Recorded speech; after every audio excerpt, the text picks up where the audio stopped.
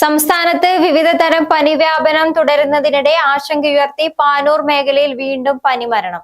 ഒളവലം രാമകൃഷ്ണ ഹൈസ്കൂളിന് സമീപത്തെ കുന്നുമ്മൽ ആദർശിന്റെ ഭാര്യ റിയ ലിനീഷാണ് പനി ബാധിച്ച് മരിച്ചത്. ഇതോടെ പാനൂർ മേഖലയിൽ അടുത്തടുത്ത നാളുകളിലായി പനി ബാധിച്ച് മരിച്ചവരുടെ എണ്ണം 2ആയി.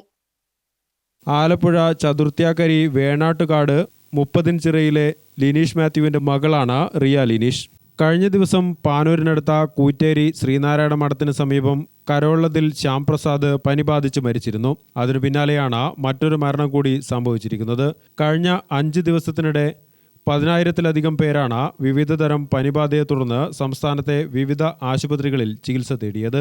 വെള്ളിയാഴ്ച മാത്രം 12,441 പേരാണ് പകർച്ചപ്പനി ലക്ഷണങ്ങളോടെ ആശുപത്രികളിൽ ചികിത്സ തേടിയത്.